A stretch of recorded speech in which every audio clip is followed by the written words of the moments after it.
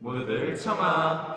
네, 오늘도 여전히 저희는 새벽기도에 나와 있는데요. 지금은 지하철장이에요. 저희 옆에 여기 나와 있어요. 네, 저 여러분을 위해 콘텐츠를 찍으러 지하철장에 와 있습니다.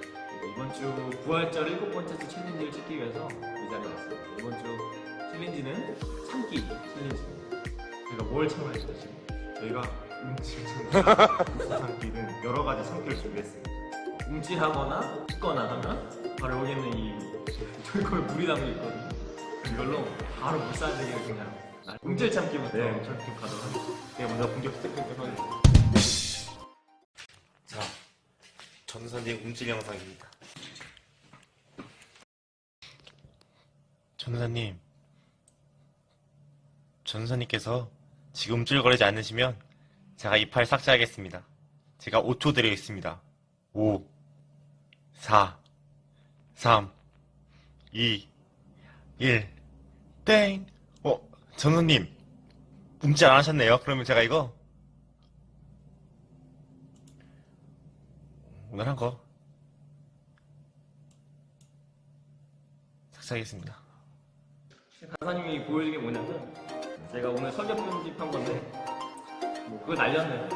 보자마자. 이게 1단계인가요? 아, 제가 오늘 이걸 당연히 물살대기 때릴 줄 알고 준비해놨는데, 다른 거 없나요? 움찔? 아, 움찔은 이런. 아 이게 끝이에요? 간사님 거 보는데 간사님 웃으면은 부산이 맞는 거 시라치로 소리가 안 나요. 소리가 안 나요. 소리만 안 나오네? 아 어떻게 이빨이 보이나? 이빨이 있는 거. 이빨이 보이나? 기자, 지금 서울역 상황 어떻습니까? 네, 네. 자, 네, 이곳 서울역은 아니, 들어가세요. 이게 묻을 수 있으니까. 쌤 한거 있잖아. 하나, 둘, 셋. 셋. 얼굴에다 할게요. 약하게 할게요.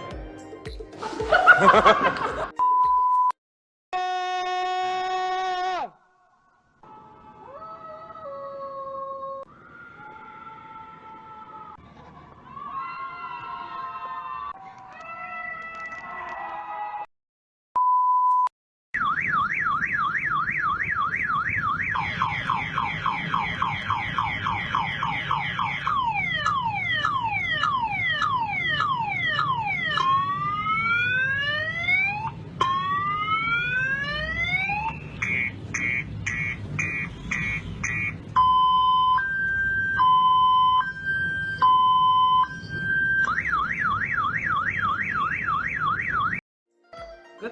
네, 끝이 준비하고. 내 영혼 회복하기에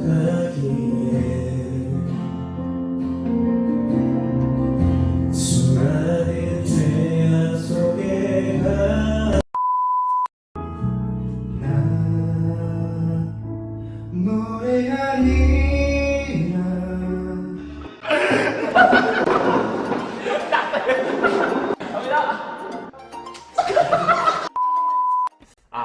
오에이. 세. でもそんなんじゃダメ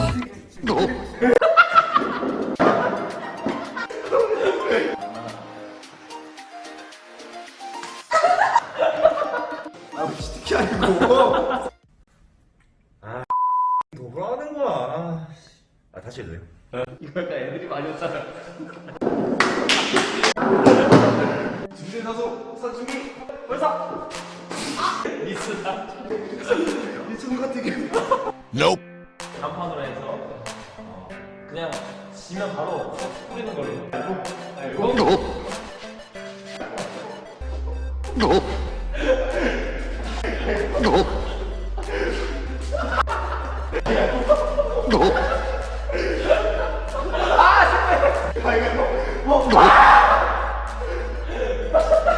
한 잔씩 우리 하는데 소리 내는 사람한테 한 번씩 소리가 좀 주라고.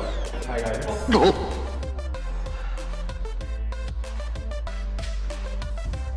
해봤습니다. 갑니다.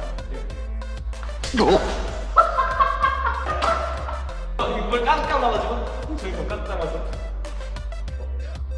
자 여기 물 입을 까다봤어.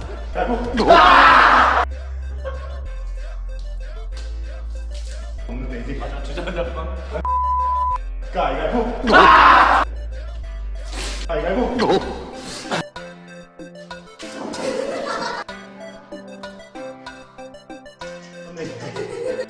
네, 저희는 일단 깔끔하게 씻고 왔고요. 이제 2시간 뒤에 새벽들을 해야기 때문에 이 컨텐츠 한 이유는 오늘 주제가 그리스 고난에 동참하는 그런 내용인데 간접적으로나마 뭐 참고 또 누가지 맞아가면서 웃기게 했지만 사실 예수는 굉장히 심하게 고난을 당하신 거잖아요. 간접적으로나마 적용시키기 위해서 한번 해봤습니다. 저희 지금 작은 영상으로 굉장히 맛있더라고 한번 여러분도 먹어보세요. 그럼 우리 이제 찬양하러 가겠습니다. 찬양 키기.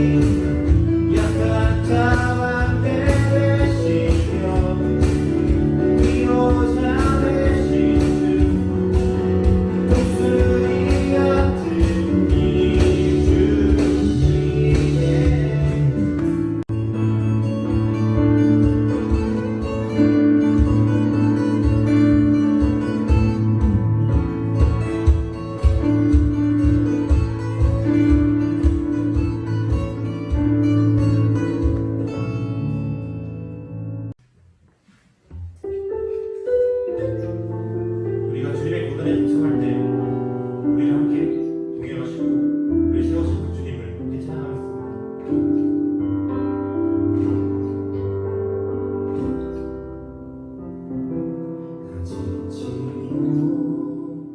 내 영혼이 약할 때그 속에 내 마음을 주셔서 함께 하실 때까지 난 잠잠히 주님을 기다려 나 지치고 내 영혼이 약할 때그 속에 내 마음을 주셔서 함께 하실 때까지 더 잠잠히 주님을 기다려 내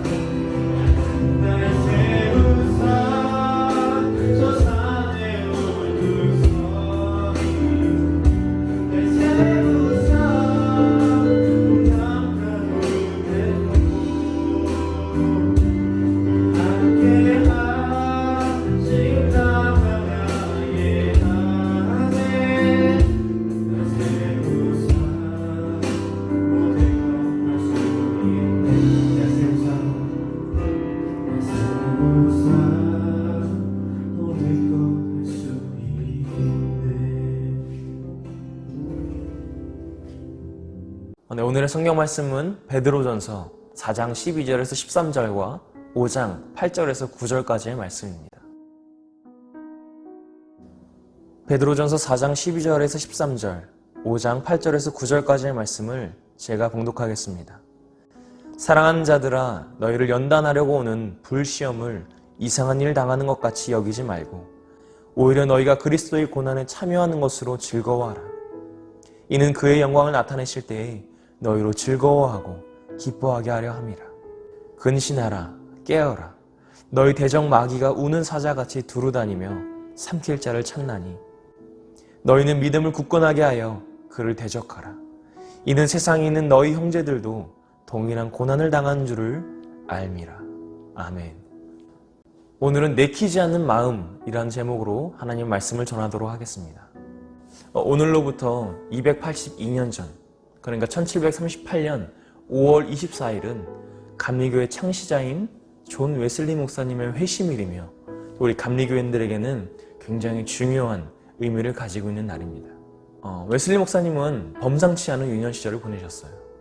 부모님으로부터 엄격한 신앙교육을 받았고 웨슬리 목사님 스스로도 자신을 엄격하게 훈련했습니다. 그래서 그는 11살에는 차터하우스 학교, 또 17살에는 옥스퍼드 대학의 크라이스트 처치 칼리지에 입학하게 됩니다. 그리고 23살에는 옥스퍼드 대학교 링컨 칼리지의 연구교수가 될 정도의 수재였으며 또 까다로울 정도로 자신만의 신앙적인 규칙을 세워가는, 그래도 그것을 지키는 그런 사람이었습니다. 그러나 이렇게 뛰어난 존 웨슬리 목사님의 사역은 순탄치 못했습니다. 인디언들에 대한 순수한 기대감, 그리고 어떤 유혹을 받지 않을 것이라는 환경, 또 그리고 많은 선을 베풀기 위한 목적으로 조지아 선교를 희망했고 또 그곳으로 가는 와중에 그곳에서 만난 3번의 폭풍으로 인해서 그 희망이 잠시 위축되었습니다. 그런데 조지아 땅에 도착해서 본 인디언들은 너무나 무자비했고 또 살인을 일삼는 사람들이었습니다. 그리고 웨슬리 목사님은 영국 교회의 교구 목회에도 신경을 쓰고 있었습니다. 사랑하는 여자가 있었음에도 불구하고 완전한 성결의 삶을 살기 위해서는 독신으로 살아야 한다는 생각과 또 육체적인 욕망 가운데서 갈등하다가 결국에는 다른 남자에게 자신이 사랑하는 여자를 빼앗겼습니다. 그리고 그는 조지아에서 도망하여 다시 영국으로 돌아왔습니다. 그동안 학문적으로나 또 영적으로나 누구보다 최선을 다했고 그래서 앞서 있었던 그는 머리로는 예수님을 많이 알고 있었지만 지식이 많았지만 가슴으로 예수님을 체험하는 것은 어려웠습니다. 그는 울면서 구원을 갈망하기도 하고 또 동생의 회심을 통해서 간접적으로나마 회심을 경험하긴 했습니다. 그러나 1738년 5월 24일 새벽에 기도하고 또 정오에는 성경을 읽고 또 오후에는 성바울 성당에 가서 찬송으로 위로를 얻은 뒤에 내키지는 않았지만 올더스게이트 거리로 나가서 모라비아 신도의 기도회에 참석하게 되었습니다. 그리고 뒷자리에 앉아서 어떤 한 사람이 마틴 루터의 로마서 서문을 읽는 것을 듣게 됩니다. 루터의 로마서 서문을 읽는 사람이 말하는 것은 예수 그리스도 안에 믿음을 통해 하나님께서 마음의 변화를 일으키신다는 것이었어요. 그때 웨슬리 목사님은 마음이 이상하게 뜨거워지는 것을 경험하게 됩니다. 그동안 아무리 좋은 뜻을 가지고 선교하려고 하고 또 독신으로 살려고 했어도 그는 계속해서 실패를 경험했습니다. 나중에는 과부와 결혼하게 되는데 그 결혼 생활도 행복하지 않았다고 합니다.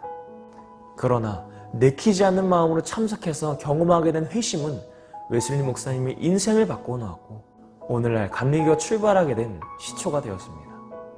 우리는 가끔 좋은 의도를 가졌음에도 불구하고 실패하거나 혹은 의도치 않은 결과를 가져오기도 합니다. 좋은 의도에서 한 행동이 다른 사람의 기분을 상하게 하기도 하고 선한 뜻을 가지고 있음에도 악인의 꾀에 넘어가기도 합니다. 특히 하나님의 일을 하고 있음에도 불구하고 마음이 다치고 또 의지가 꺾이는 상황이 오기도 합니다. 이렇듯 더 이상 하나님을 향한 마음이 내키지 않는 그런 신앙의 위기가 찾아왔을 때 우리는 어떻게 반응해야 될까요? 먼저 시험을 이상하게 여기지 말아야 합니다. 오늘 본문을 보면 베드로는 고난받고 있는 성도들을 향해서 강한 어조로 격려하고 또 권면하고 있습니다. 본문에서 불시험이라고 표현한 것은 아마도 네로 황제 시절에 그리스도인들이 화형을 당했던 것을 암시하는 표현입니다. 그러나 베드로는 불시험이라는 표현을 성도들이 화형에 당했다는 사실을 알리기보다는 박해받는 자들이 그들의 믿음을 시험받았다는 의미를 강조하기 위해서 사용했을 것입니다. 여기서 우리는 시험의 의미와 미혹의 의미를 살펴봐야 합니다. 시험과 미혹은 둘 다 떠보는 행위 혹은 뭔가를 검사해보고 확인해보는 그런 경우라고 볼 수 있겠습니다. 그러나 주도하는 대상이 전혀 달라요. 시험은 하나님이 주도하시고 미혹은 마귀가 주도합니다. 하나님이 주도하시는 시험 혹은 징계는 우리를 더욱더 단단하게 만들고 또 하나님과 우리의 사이를 더욱더 가까워지게 만드는 과정입니다. 그러나 우리를 미혹하고 유혹하는 이 마귀는 하나님과 우리의 사이를 완전히 갈라놓으려고 하고 있습니다. 이것이 시험과 미혹의 차이입니다. 그렇게 우리에게 시험을 찾아온다고 할지라도 우리가 위축되지 않아도 될 것은 그 과정을 통해서 하나님께서 우리에게 더욱더 단단하게 하시고 축복하시기 때문입니다. 욥의 경우만 봐도 그래요. 마치 욥에게 마귀가 그 고난과 시험을 준 것 같지만 사실은 하나님의 허락과 보호하심이 있었습니다. 그리고 시험을 당하는 과정 속에서 친구들의 말과 또 아내의 말과 또 자녀들과 모든 소유를 잃는 그런 위기가 있었지만 그럼에도 불구하고 믿음을 끝까지 지켰던 그 욥은 결국 하나님께 더 큰 축복을 받았습니다. 두 번째로 그리스도의 고난에 참여함이 영광임을 알아야 합니다. 아니 어떻게 고난에 참여하는 것이 영광이 될 수가 있어요? 4장 14절 보면 우리가 그리스도의 이름으로 치욕을 받으면 복이 있는데 하나님의 영광이 우리와 함께 하신다는 사실입니다. 우리는 그리스도의 이름으로 치욕을 당한다고 말하고 있지만 사실 예수님께서는 우리를 위해서 더 큰 수치를 당하셨습니다. 온 만물의 창조자가 되시는 하나님께서 인간의 몸을 입고 이 땅에 오셔서 온갖 수치를 당하셨어요. 그리고 그렇게 어렵게 얻어진 구원을 위해서 우리가 조금 치욕당하는 것을 두려워해서 되겠습니까? 예수님께서 도대체 뭐가 아까워서 그런 수치를 당하셔야 했냐고요. 그렇게 해서 예수님이 얻는 대가가 뭔데요? 예수님께 이득되는 게 하나도 없어요. 완전히 미치는 일이에요. 그러나 하나님과 우리 사이를 가깝게 하려고 또 영원히 끊어지지 않는 죄의 연결고리를 끊어버리려고 그 모진 수치와 고난을 당하셨습니다. 이제 우리가 그리스도의 이름으로 치욕을 당하는 것이 억울하지 않게 느껴지십니까? 이제는 내가 하나님의 일을 했음에도 불구하고 내게 왜 이런 고난을 주십니까? 라고 말하는 것을 부끄러워하고 있냐고요.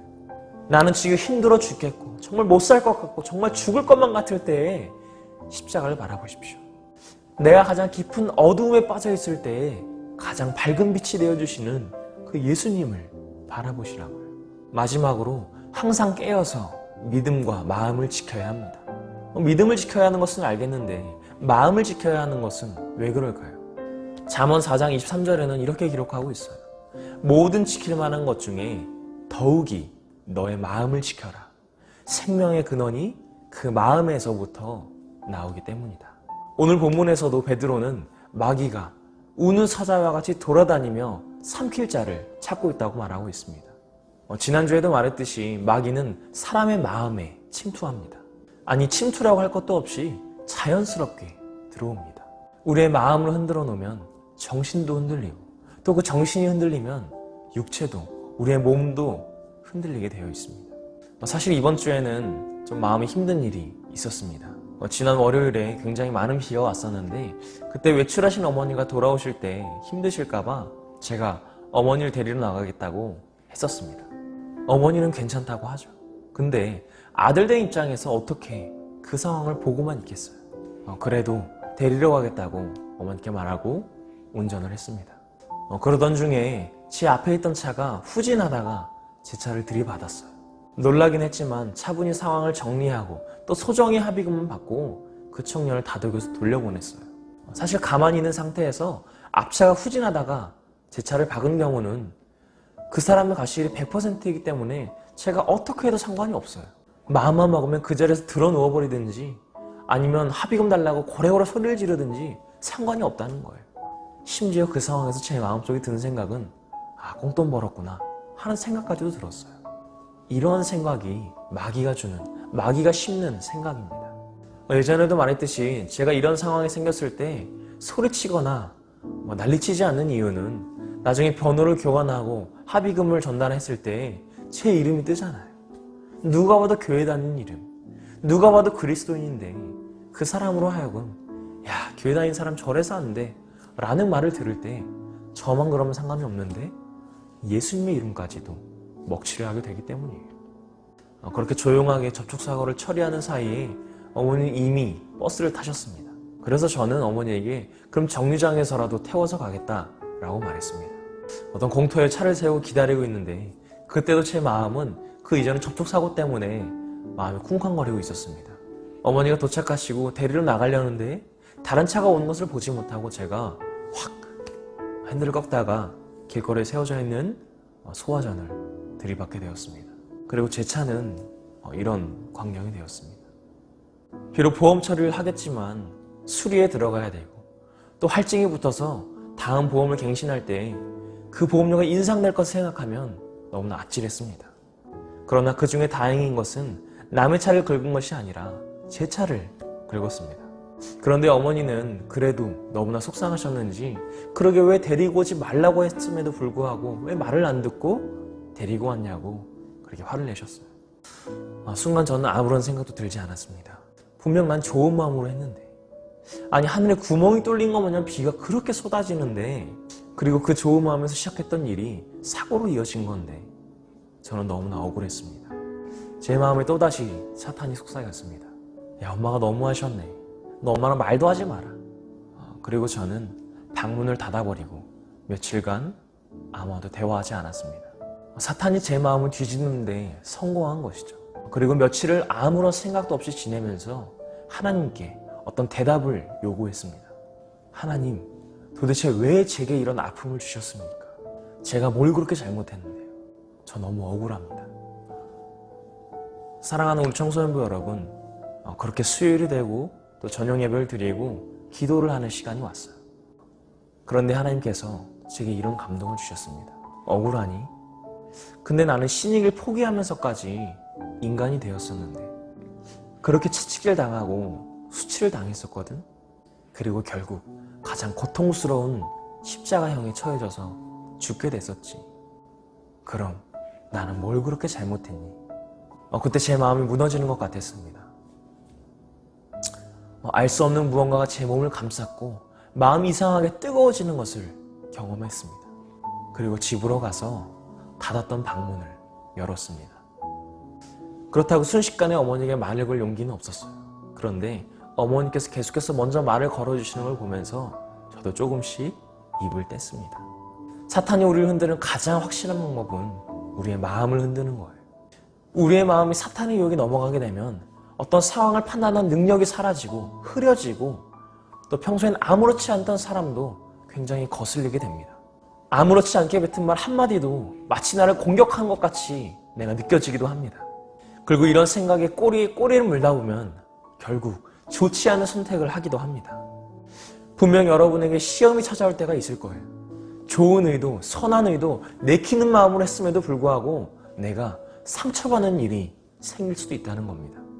그러나 그 상황에서 마귀의 유혹에 넘어가는 것이 아니라 마귀의 속삭임에 마귀의 미혹에 넘어가는 것이 아니라 그것마저도 하나님께서 나를 단련시키기 위한 과정이라고 생각해보는 건 어떨까요? 앞에서 말했듯이 하나님이 주시는 고난은 하나님이 주시는 사랑의 징계는 우리를 넘어뜨리고 힘들게 하려는 목적이 아니라 우리를 더욱더 단단하게 하고 하나님과 가까워지게 하려는 그런 목적이 있습니다. 자꾸만 안 좋은 쪽으로 생각하면 내 마음만 무너지고 다치게 되어 있어요. 그러나 내 마음을 주님께 향하고 어긋났던 방향을 다시 주님께로 돌린다면 우리에게는 진정한 평안과 기쁨이 찾아올 것입니다.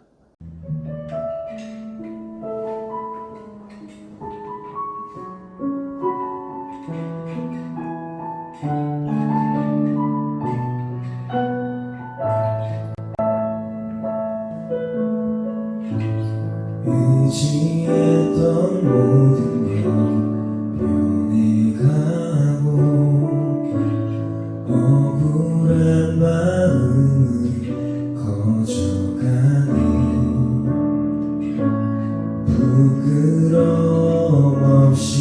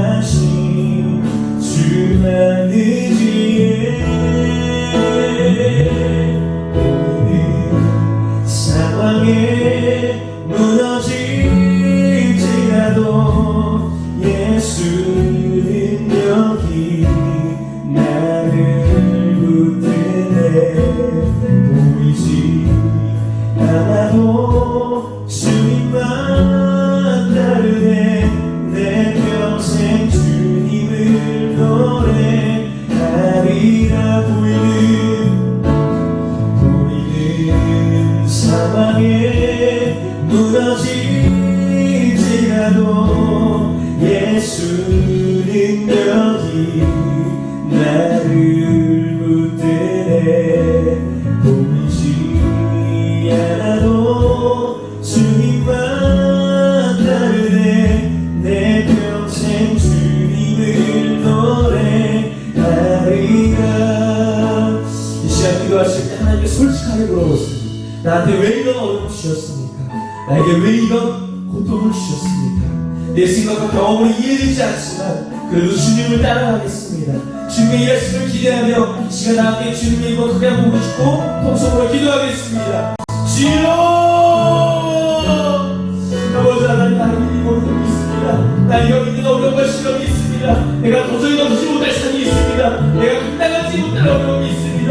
그럼에도 불구하고 나에게 있는 고난과 나에게 있는 시험이 하나님께 주신 것을 믿는 나갈 수 있도록 인도해 주시고 나를 단단하게 나와 하나님 가깝게 나와 하나님 연합할 수 있도록 하시는 예수의 보혈이 함께 있음을 기억합니다. 마귀가 저는 유혹이 아니라 마귀가 저는 미혹이 아니라 하나님의 신님과 사랑으로 내가 나갈 수 있도록 인도해 주시옵소서. 내게 고통이 있을지라도 내게 어려움이 있을지라도 내 생각과 경험을 이해하지 않을 때마다 그자로 주님을 신청하며 나의 시선을 주님께 신청하기 원합니다. 주님의 열심을 기대합니다. 주님의 함께 하심을 기대합니다. 주님 나와 동행하는 주님 싸움에 모든 주님 붙잡아 살아갈 수 있도록 인도하여 주시옵소서. 다른 세상이 저게 아니라 다른 세상의 기락의 즐거움이 아니라 우리 주님의 음성만 듣고 살아가길 원합니다. 내가 확실하게 말씀해 주시고 오늘 나의 진실로 진실을 따라갈 수 있도록 인도하여 주시옵소서. 날 빛하여 주시고 날 빛하신 그들을 믿으며 날아갈 수 있도록 원합니다. 나의 행복이 아니라 나의 믿음으로 인하여 하나님의 선택하신 그 사랑을 이루어 나갈 수 있도록 인도하여 주시옵소서. 상황에 넘어지고 보이지 않는 상황에 넘어질지라도 무너질지라도 예수의 능력이 나를 붙들려 원합니다. 보이지 않아도 본심을 따라가고 나오니 나의 평생을 주님만 찾아가고 나갈 수 있도록 인도하여 주시옵소서. 죄의 이름을 떠나지 않게 하시고 모든 것을 물리치게 하시며 우리 주님의 사랑만이 나를 감쌀 수 있도록 아버지 붙잡아 주시옵소서. 주님, 오늘을 살아내는 것이 너무나 힘이 듭니다. 나의 문제를 해결하는 것도 벅찬데 내 관계 회복도 힘든데 자꾸만 마귀의 속삭임이 나의 마음을 뒤집고 있습니다. 주님만 붙잡고 싶은데 주님 음성만 듣고 싶은데 그게 잘 안 돼요. 그때마다 더욱더 우리에게 확실하게 말씀해 주시고 우리에게 나타나 주시옵소서. 세상에서 고통당하고 있는 이들도 있습니다. 전염병으로 고통하는 환자들과 의료진들, 이단에 선동되는 영혼들, 그리고 아직까지도 정신적, 육체적으로 고통받고 있는 할머니들까지 이 세상에 하나님의 정의와 사랑을 보여주시옵소서. 말씀 붙들고 만들고 살아갈 때 큰 힘 주시고 세상과 분별되어 살아가는 청소년부 친구들과 선생님이 되게 해주세요. 이 모든 말씀 예수님의 이름으로 간절히 기도합니다. 아멘. 하늘에 계신 우리 아버지여, 이름이 거룩히 여김을 받으시오며 나라가 임하시오며 뜻이 하늘에서 이루어진 것 같이 땅에서도 이루어지이다. 오늘 우리에게 일용할 양식을 주시옵고 우리가 우리에게 죄 지은 자를 사하여 준 것 같이 우리 죄를 사하여 주시옵고 우리를 시험에 들게 하지 마시옵고 다만 하나님께서 구하시옵소서. 나라와 권세와 영광이 아버지께 영원히 있사옵나이다.